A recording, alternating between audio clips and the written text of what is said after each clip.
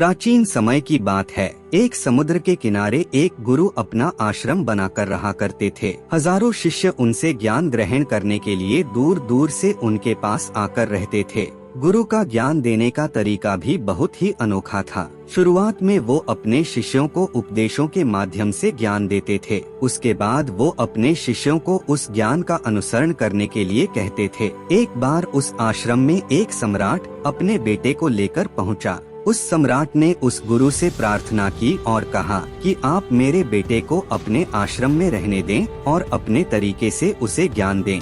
उसे इस आश्रम में बिल्कुल भी ऐसा नहीं लगना चाहिए कि वो किसी सम्राट का बेटा है। उसे बिल्कुल साधारण शिष्यों की तरह ही ज्ञान देने की कृपा करें। गुरु ने मुस्कुराते हुए कहा, तुम निश्चिंत रहो, आज से तुम्हारे बेटे की जिम्मेदारी मेरे कंधों पर है। यह कहकर गुरु सम्राट के बेटे को अपने साथ लेकर समुद्र के किनारे टहलने के लिए निकल गए। आश्रम के बाकी सभी बच्चे उस सम्राट को देख रहे थे।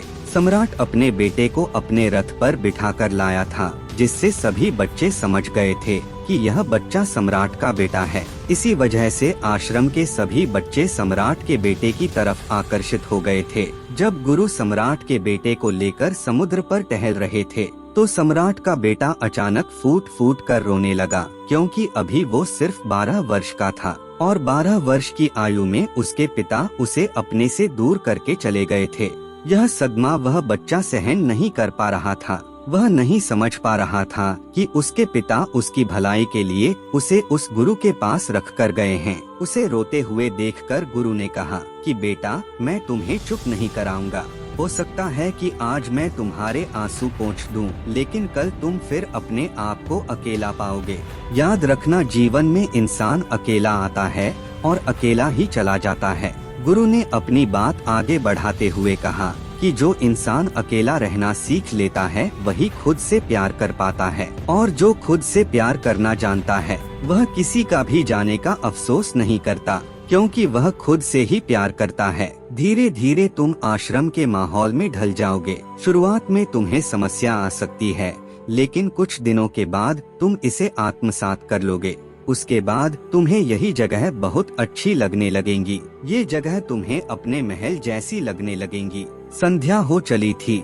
समुद्र के दूसरे छोर पर सूरज छिपने लगा था और अपनी लालिमा पूरे आसमान में बिखेर रहा था। बहुत ही सुंदर दृश्य था और गुरु शिष्य को अपने साथ लेकर आश्रम में वापस लौट आए। उस शिष्य को भी सांत्वना मिली, क्योंकि गुरु की आंखों में एक अभूतपूर्व शांति झलक रही थी। और जब हम किसी एकांतवासी गुरु की आंखों में वह शांति देख लेते हैं, तो हमारे हृदय से भी सारा भार हट जाता है, मन एकदम निर्मल हो जाता है। जब सम्राट का बेटा रात्रि का भोजन करने के लिए भोजन कक्ष में पहुंचा, तो आसपास के सभी शिष्य उसके पास आने लगे। उन सभी को पता था कि यह सम्राट का बेटा है और अगर हम इससे दोस्ती कर लेते हैं तो उससे हमारा बहुत फायदा होने वाला है। यही सोचकर आश्रम के ज्यादातर शिष्यों ने उसे घेर लिया था। बस कुछ बच्चे जो अकेले रहने का महत्व समझते थे, जो दिखावे में विश्वास नहीं करते थे, वो उस सम्राट के बेटे के पास जाने की बजाय अपना पूरा ध्यान खाने पर लगा रहे थे और एकांत में बैठकर अपना भोजन कर रहे थे। कुछ दिनों के बाद सम्राट के बेटे की आश्रम के ज्यादातर बच्चों के साथ दोस्ती हो गई। अब वो आश्रम में उन बच्चों के साथ घूमता, उन्हीं के साथ अपना ज्यादातर समय बिताता था। आखिरकार वह सम्राट का बेटा था, सुख सुविधाओं में पला हुआ था। आसपास बहुत से दास और दासियां होते थे। आसपास अपने मित्रों से घिरे होना वही दिनचर्या उसने इस आश्रम में भी अपना ली थी। ऐसा नहीं था कि गुरु को यह सब पता नहीं था, पर गुरु से अलग तरीके से ध्यान देना चाहते थे। बच्चों को ज्ञान आप उपदेश देकर नहीं दे सकते हैं, उन्हें साक्षात्कार कराना होता है। उसके बाद उन्हें वह बात समझ आती है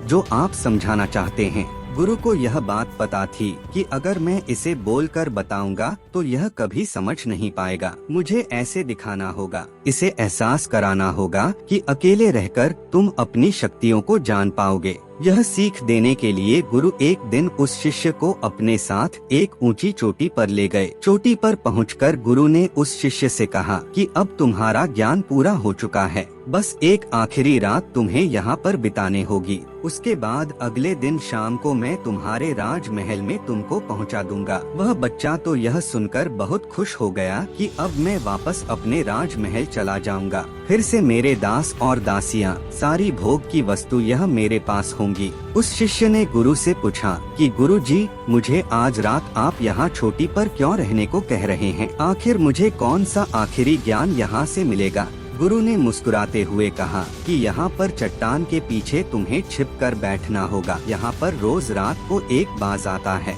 बाज को देखना है, बहुत गौर से देखना है, हर गतिविधि देखनी है और उस बाज को देखने के बाद अगले दिन अगर तुम उस बाज की खूबियाँ मुझे बता पाए तो मैं तुम्हें तुम्हारे राजमहल वापस भिजवा दूंगा। और हाँ, सुबह आने से पहले एक बात पर और ध्यान देना है, एक चरवाहा यहाँ पर अपनी बकरियों को चराने के लिए आता है। तुम्हें उन बकरियों की गतिविधियाँ भी देखनी है। याद रखना, बाज की गतिविधियाँ रात को और बकरियों की गतिविधियाँ सुबह। अगर तुम दोनों की गतिविधि ध्यान से देखकर मुझे बता पाए तो तुम इस आश्रम से हमेशा के लिए आजाद हो जाओगे, तुम्हारा ज्ञान पूरा हो जाएगा। मैं तुम्हारे पिता को कह दूंगा कि यह बच्चा हमारे आश्रम का सबसे ज्ञानी बच्चा है। यह कहकर गुरु अपने आश्रम में वापस लौट आए और वह बच्चा वहीं पर उस चट्टान के पीछे रुका हुआ उस बाज का इंतजार करने लगा। काफी वक्त बीत जाने के बाद वहाँ पर एक बाज अपने बच्चों के साथ पहुँचा। सम्राट के बेटे ने पूरी रात उस बाज की गतिविधि बहुत ध्यानपूर्वक देखी और सुबह होने के बाद जब चरवाहा वहाँ पर अपनी बकरियों को लेकर पहुँचा तो उसने एक अभूतपूर्व दृश्य देखा। उसने देखा कि वो बाज बकरी के एक मेमने को अपने पंजों में दबाकर आसमान में चला गया। उसने उस बकरी के बच्चे का शिकार कर लिया था। यह सारा दृश्य देखकर वह बच्चा आश्रम में वापस अपने गुरु के पास पहुंचा। इससे पहले कि गुरु से कुछ पूछते, उसने गुरु को प्रणाम करते हुए कहा, गुरुदेव, आप आश्रम के सभी बच्चों को यहाँ पर बुला लीजिए। मैं सब लोगों को बताना चाहता हूँ कि मैंने क्या देखा। जब आश्रम के सभी बच्चे वहाँ पर पहुँच गए तो उस सम्राट के बेटे ने कहना शुरू किया कि मैंने अपने जीवन में बहुत से पक्षियों को देखा है, लेकिन बाज उन सभी पक्षियों में से सबसे अद्भुत और सबसे अलग होता है। उदाहरण के लिए एक तोता हम सभी ने देखा है। तोता बोलता तो बहुत है, लेकिन कभी ऊंचा आसमान में नहीं जा पाता। लेकिन एक बाज जो कि हर समय शांत रहता है, वह आकाश को भी छू सकता है। उसमें आकाश को छू लेने का सामर्थ्य होता है। जब भी एक बाज अपने शिकार को निश्चित कर लेता है तो वह उसी शिकार पर अपनी नजरें लगाए रहता है, लेकिन उसकी नजर हमेशा अपने लक्ष्य पर स्थिर रहती है। आज सुबह जिस बाज को मैंने देखा, उसने हर बकरी को अपना शिकार नहीं बनाया था, बल्कि उस बकरी के झुंड में से उसने उस बकरी के मेमने को अपना शिकार बनाया, जिसे वो कल रात्रि से निगरानी कर रही थी।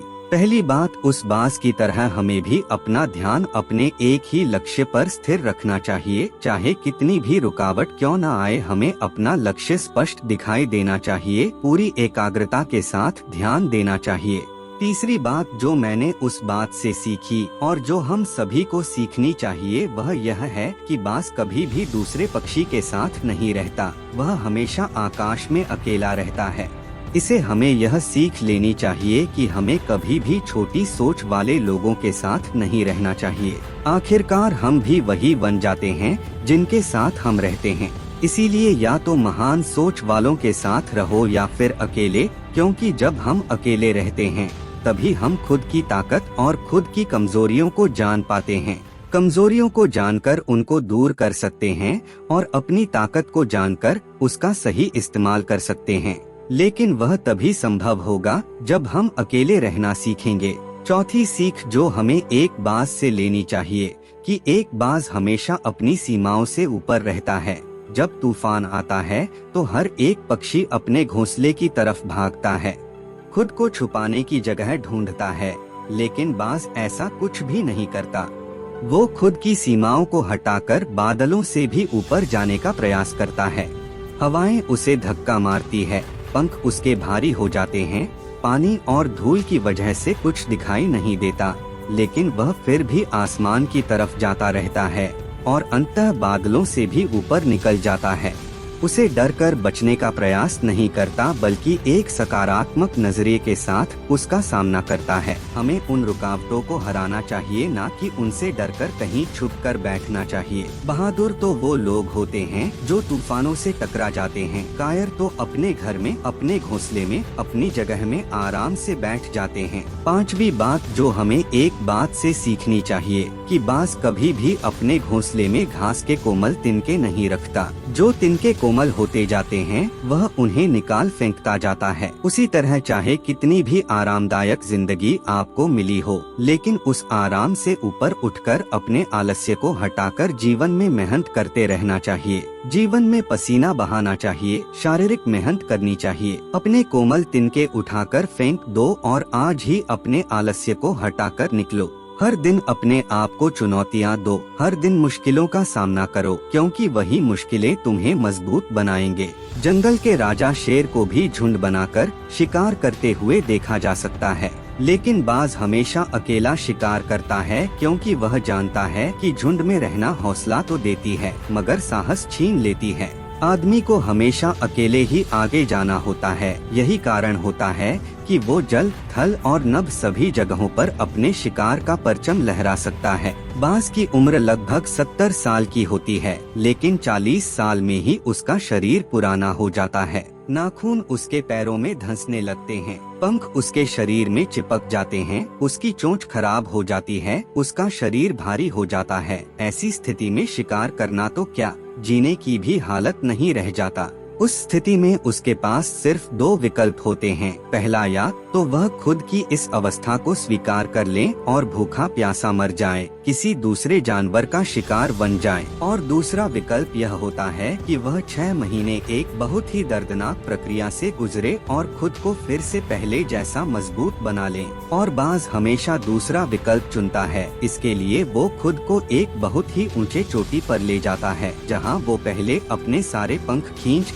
कर निकालता है और फिर चट्टान पर पैर मार मार कर अपने पंजे को उतर देता है। उसके बाद उसी चट्टान पर अपनी चोंच को पटक पटक कर पुराना हिस्सा निकाल देता है और इस लहूलुहान अवस्था में खुद को दूसरे जानवरों से छुपाता फिरता है। अगले 6 महीने तक वो इसी दर्दनाक प्रक्रिया से गुजरता है और इंतजार करता है नए चोंच, नए पंखों का। तब फिर वह अपनी नई जिंदगी शुरू करता है और निकल जाता है अपने शिकार पर और अगले 30 सालों तक फिर से राज करता है। इसीलिए समय आने पर हमें भी अपनी पुरानी आदतों को त्यागना होता है और कुछ नया सीखना होता है। समय के साथ बदलना होता है, अपने आप को तैयार करना है, वरना हमारा भी शिकार हो सकता है, हम भी पीछे रह सकते हैं। इसके बाद सम्राट के बेटे ने बकरी की विशेषता बताते हुए कहा कि बकरी हमेशा झुंड में चलती हैं। उन्हें झुंड में एक साथ चलने से हिम्मत मिलती है, लेकिन जैसे ही उन पर शिकार होता है वैसे ही वह बकरियां तितर बितर हो जाती। उस पूरी बकरियों में से एक भी बकरी अपने साथ की मदद करने के लिए वापस नहीं लौटते। इससे हमें यह सीख मिलती है कि हमारे साथ कितने भी लोग हो, किसी पर भी यकीन नहीं करना। यकीन करना तो खुद पर करना, क्योंकि बुरा समय आने पर वह बकरी तितर बितर हो जाएगी, आपको पता ही नहीं चल पाएगा। गुरु को प्रणाम करते हुए सम्राट के बेटे ने अपने गुरु से कहा कि गुरुदेव, अगर मुझसे कोई सीख रह गई हो तो कृपया करके आप बताने की कृपा करें। गुरु ने सभी बच्चों को संबोधित करते हुए कहा कि यह सभी बातें जो अभी इस बच्चे ने बताई हैं सब सही है, लेकिन यह सारी खूबियाँ आप लोगों में तभी पैदा पाएगी जब आप अकेले रहने का अभ्यास करेंगे। आपने देखा होगा कि बाज कभी भी किसी दूसरे पक्षी के साथ नहीं रहता, ना ही किसी के साथ अपनी दोस्ती बनाता। वह आसमान में अकेला रहता है और अकेला रहने की वजह से वह अपनी ताकत और अपनी कमजोरियों को जान पाता है। इसके बाद गुरु ने अपनी बात खत्म करते हुए कहा कि मैं आज रात इस सम्राट के बेटे को इसके राजमहल में पहुंचाने के लिए जा रहा हूं, क्योंकि इसकी सीख यहाँ पर पूरी हो गई है। और यह कहकर गुरु सम्राट के बेटे को राजमहल की तरफ ले जाते हैं। तो दोस्तों यह थी आज की कहानी। तो वीडियो को लाइक करो, चैनल को सब्सक्राइब करें और कमेंट बॉक्स में नमो बुद्धि जरूर लिखें। और दोस्तों आपका जो भी सवाल है वह आप इस वीडियो में पूछ सकते हैं। धन्यवाद।